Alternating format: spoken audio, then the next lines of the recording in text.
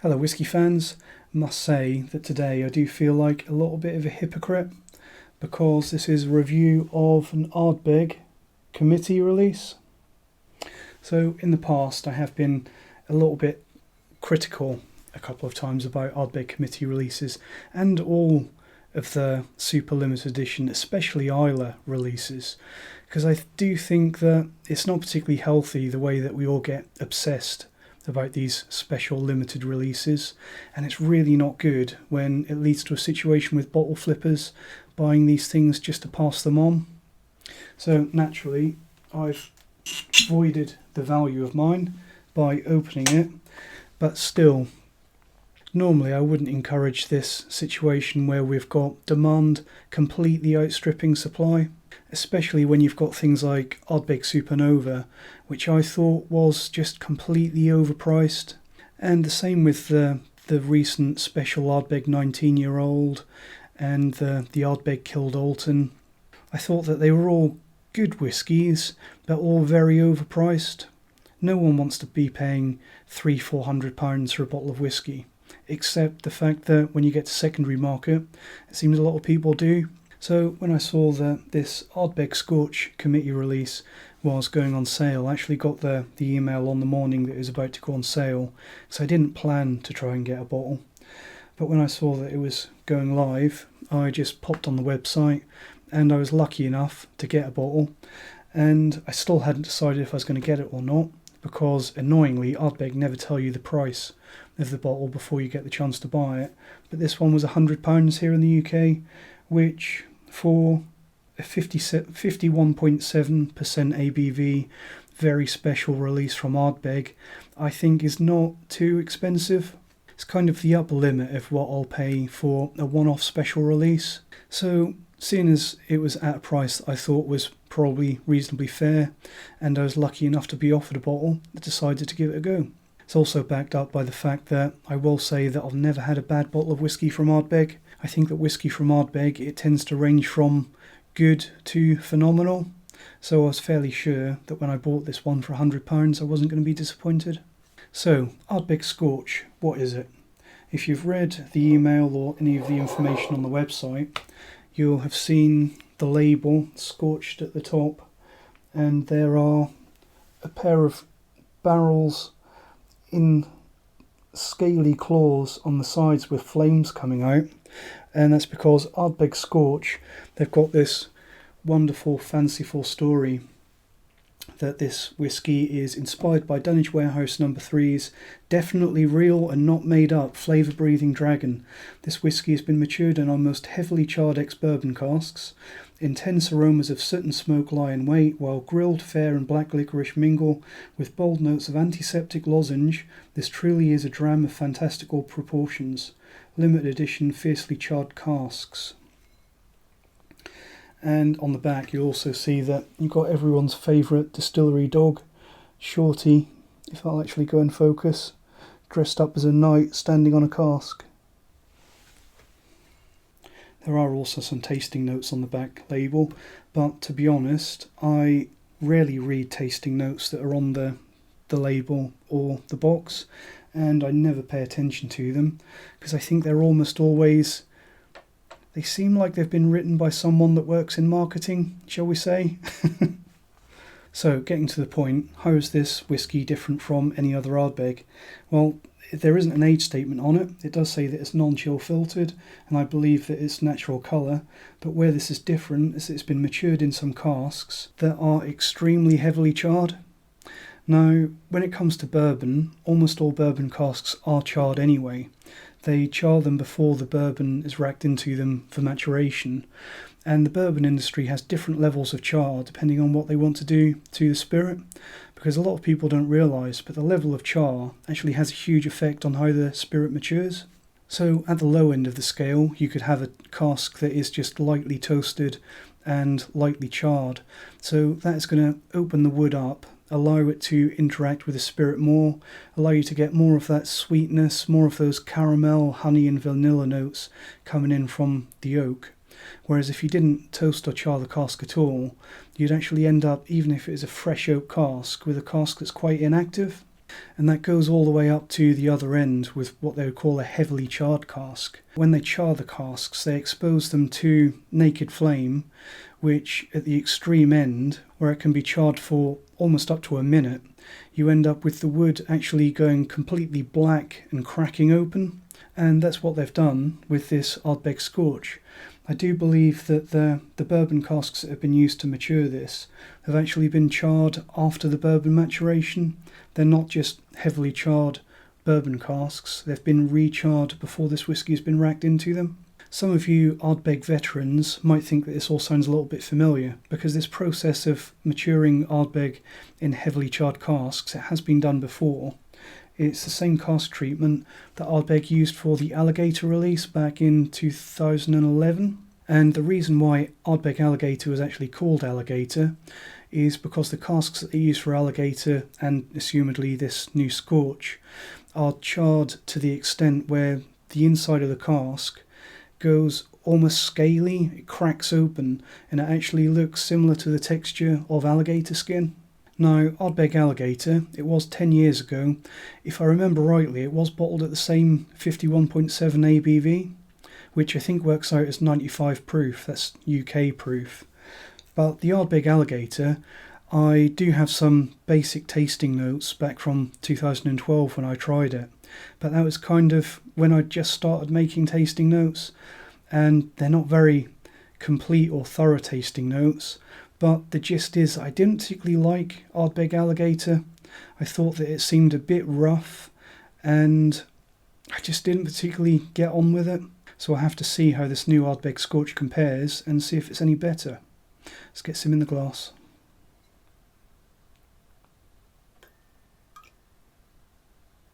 So I will just mention one more time that this is Ardbeg Scorch committee release. So this is the 51.7 version, not the 46% general release. I'll probably assume that they are going to be pretty similar. Probably. Anyway, Ardbeg Scorch committee release. So the first thing I'm getting on the nose of this one is some real dry sootiness.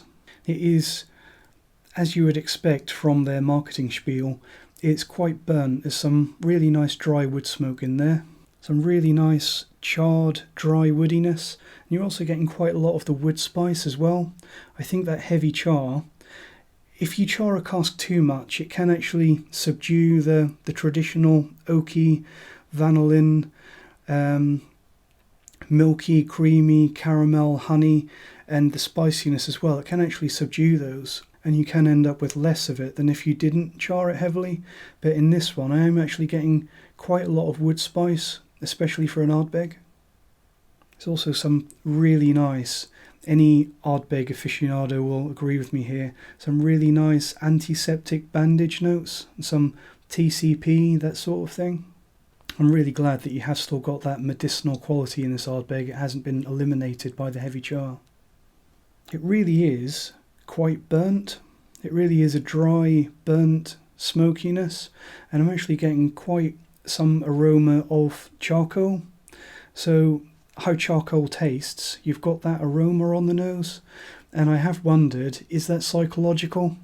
Because being from a heavily charred cask, where the inside of the cask essentially is charcoal, you have to ask yourself, am I actually smelling and tasting that, or is it just what I'm being suggested? But I really do think that there is quite a charcoal aroma to this whiskey. Also getting some really nice musty dry lemon, like some dry musty lemon sweets. There's quite a fruitiness to the spirit of this one. Also getting some grapefruit, which is something that I've experienced on quite a few Ardbeg expressions. And that sharp, very sharp fruitiness, that's something that I've always really loved about the younger Ardbeg expressions. I do think that the peat on this one, although it's still there and it's still intact, it has been changed. It's been transformed quite a lot by that heavily charred cask, because the smoke and the peat on this one, it's a really dry and clean smoky peat. It's not quite as fat and dirty and farmy as your typical Ardbeg peat. aside from those charcoal notes, there's a note in there, the smokiness. It's kind of like when you do a proper charcoal barbecue. It's like the charred, dry smokiness that sticks to your clothes after you've done a barbecue. It's lovely how this one changes in the glass every time you smell it. I mean, the time before, I was getting all of that dry smokiness, and when I went to nose it just then, I just got a big hit of that TCP, herbal, antiseptic bandages that just came rushing back. It's also quite an oily nose, quite oily and a little bit mineral. A little hint of spicy oak, so a little bit of wood spice. And I think it mentioned on the label, there is hiding in there a little hint of those cough sweets, or what did they call it on here? Antiseptic lozenge. Yeah, there is a little bit of that in there. I don't like the tasting notes on the labels. I don't know where they get them from or who they get to do them, but quite often I think that they're rubbish. It's probably a fair description, but definitely some antiseptic lozenges, or cough sweets as I would call them. Let's see how it tastes.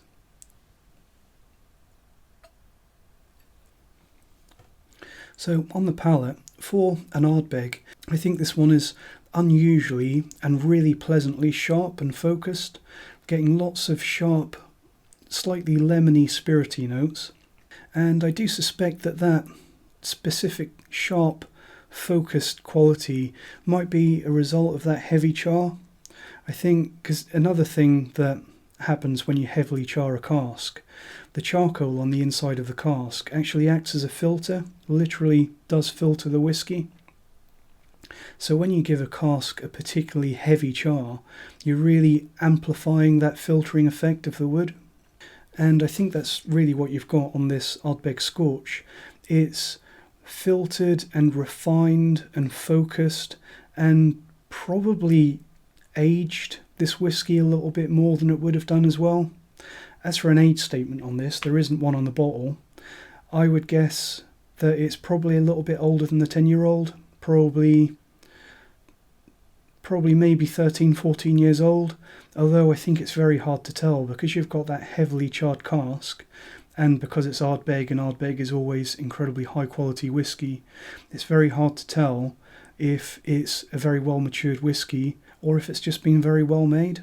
But something that is a little bit odd, and probably not intended with this whiskey, is if anyone out there watching this has experienced Ardbeg Blasda, which was the unpeated expression that Ardbeg did quite a few years ago now, actually reminds me a little bit of that. And it's not because this is a lightly peated whiskey, it's because that extra filtering and extra refinement, it really allows the spirit to shine in such a way that I've really only experienced in that lightly peated Blasda release. Because you have to remember that Blasda, even though it was technically unpeated Ardbeg, it did still have a little bit of peat in it. And that's really the only thing that I've experienced that shows that side of the Ardbeg spirit in this way. Just going to have another sip.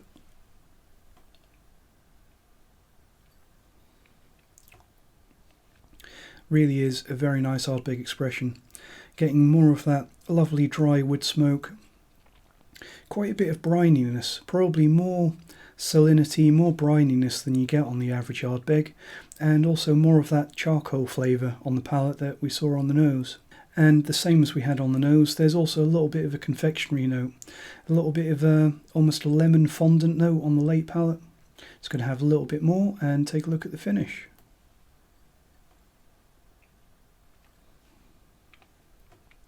I think the finish is a little bit unexpected for this one.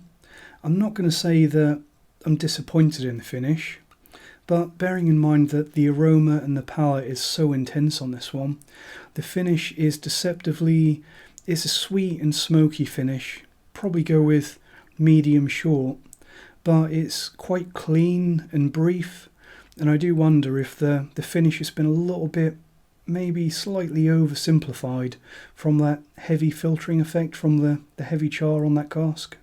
I will also mention that I've been drinking this at the full 51.7 ABV, and I'd recommend that you do as well if you can get hold of this. I think that it's completely drinkable at 51.7. I have experimented with knocking it down to the mid-40s, bringing it down to a similar strength that you get on the Ardbeg 10, and I was quite surprised, because when you get a whisky that's over 50% ABV, you usually expect it to open up and get some different flavours, and you really expect a development, and that's really not what I found with this Ardbeg Scorch.